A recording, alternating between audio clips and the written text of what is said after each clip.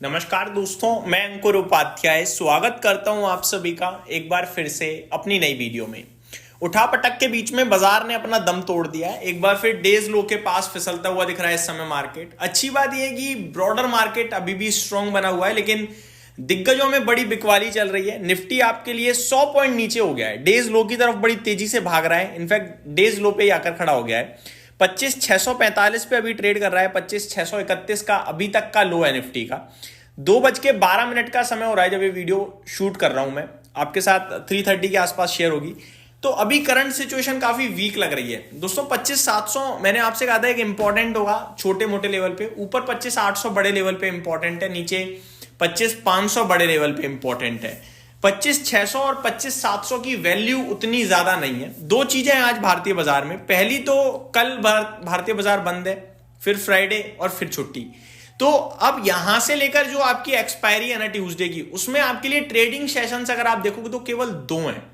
कहने को आपकी एक्सपायरी कल ही हुई है निफ्टी की, अगली एक्सपायरी में होने चाहिए 5 सेशंस, लेकिन बच रहे हैं केवल और केवल 2 सेशंस, क्योंकि ट्यूसडे को तो अपने आप में एक्सपायरी है। तो बाजार में ना ट्रेडर्स उतना एक्टिव है नहीं इस समय, जिसके हिसाब से मुझे लगता है कि उतने बड़े लेवल पे डेटा नहीं बनेगा। अब आप खुद सोचिए, आप अगर एक ट्रेडर हो तो आप क्या करोगे? आप कल पोजीशन लेके जाना पसंद करोगे, अपनी पोजीशन को काट कर जाना पसंद करोगे? तो मेरे को लगता है ज्यादातर लेवल पे लोग पोजीशन छोड़ेंगे, रिलैक्स माइंड से रहेंगे। काफी लोग तो ऐसे होंगे जो फ्राइडे की छुट्टी करेंगे और पूरा वीकेंड एंजॉय करेंगे, कल से लेकर 3-4 दिन का आराम से।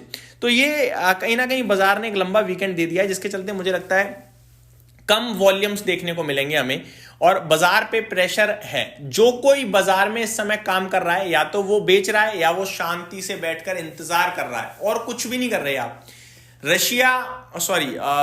यूएस और ईरान के बीच में जो विवाद छिड़ा हुआ है, वो किसी भी वक्त कोई भी गलत मोड़ ले सकता है, जैसे कि अटैक का।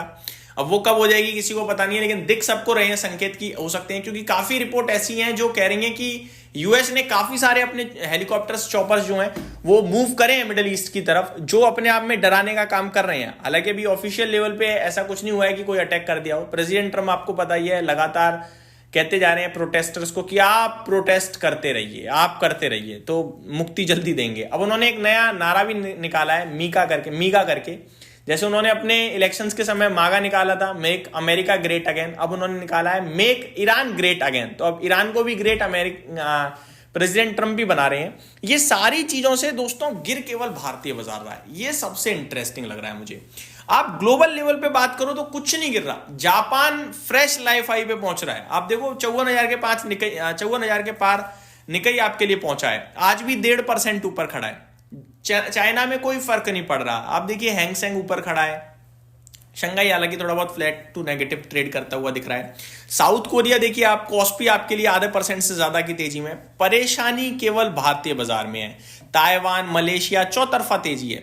आप यूरोप के बाजार देखिए, कैक, डेक्स, फिटसी ½ % ऊपर जा रहे हैं आपके लिए। अमेरिका खुद नहीं गिरने को तैयार है। गिर केवल भारत का बाजार रहा है। ऐसा क्यों दोस्तों? FII की बिकवाली एक बड़ा रीजन है हमारी गिरावट का, और जो धीरे धीरे इधर उधर से डेवलपमेंट हो रहे हैं ना, और इंडियन करेंसी का वीक होना, वो हमारे लिए थोड़ा परेशानी का विषय मुझे लग रहा है बन रहा है। और हमारे रुपया का घटना, ये हमारे लिए परेशानी का विषय बन रहा है। बाकी कोई विषय मुझे नहीं लगता है हमारे लिए दिक्कत का।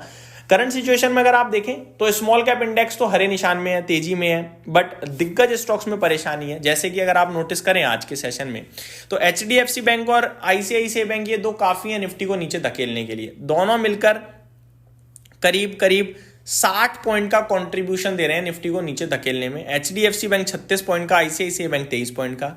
1% नीचे ICICI बैंक ट्रेड करता हुआ दिख रहा है इस समय। और HDFC बैंक की बात करूं तो ये भी एग्जैक्टली 1% ही नीचे है, बट वेटेज काफी ज्यादा है, जिसकी वजह से धकेल रहे हैं नीचे की तरफ निफ्टी को।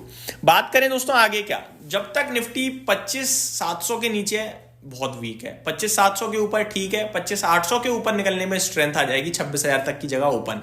जब तक निफ्टी 25,600 के ऊपर है कमजोर है, 25,600 के नीचे कमजोर है, और 25,500 के नीचे खत्म मामला। फिर तो 25,350 और 300 आपको दिख जाएगा। तो ये कुछ इस समय बटा हुआ बाजार है मुझे लगता है। और मेटल इंडेक्स को मैं छोड़ दूं, मेटल स्टॉक्स को छोड़ दूं, तो कहीं एक्शन भी नहीं है। आज का टॉप टर्नओवर वाला स्टॉक कौन सा था? वेदांता, जिसमें 2536 करोड़ का सौदा हुआ। दूसरा था हिंद कॉपर, 2100-4800 करोड़ का सौदा अभी तक हो चुका है। तीसरा एचडीएफसी बैंक 1923 करोड़। चौथा फिर मेटल से हिंदुस्तान जिंक 1600 करोड़। फिर आईसीआईसीआई बैंक 1350 करोड़ का। बाकी अगर आप नोटिस करो तो कोई ऐसा टर्नओवर हुआ नहीं है। हाँ, यूनियन बैंक, पॉलीकैब, एमसीएक्स, इनमें होता हुआ दिख रहा है आप सभी को। आगे बात करें रिजल्ट स्पेसिफिक, काफी सारे रिजल्ट्स आए जिसमें मेजर साइड पे सरकारी बैंकों के नंबर्स आए हैं आज, और पॉजिटिव ही चल रहा है सब कुछ। यूनियन बैंक ऑफ इंडिया की बात करी जाए तो आपके लिए इस समय करीब 7.5% ऊपर है। ग्रो की बात करी जाए ये 3% ऊपर है। आईओबी 2.5% ऊपर है। जस्ट डायल अपने नंबर्स के बाद हल्का गिरता हुआ दिखा है, लेकिन ओवरऑल बड़े लेवल पे रिजल्ट स्पेसिफिक भी पॉजिटिविटी ही ज्यादातर बाजार में इस समय दिख रही है मुझे। तो कहने वाली बात यह है कि आप बेचकर जाओगे तो भी कुछ नहीं कर पाओगे, और अगर खरीदोगे तो आपको झटका दे देगा बाजार इंस्टेंटली। अगर आप यहाँ पे क्वालिटी को ऑब्जर्व करके खरीद कर बैठते हो और आप अगले कुछ महीनों का व्यू बनाते हो तो मेरे हिसाब से ये गोल्डन अपॉर्चुनिटी है।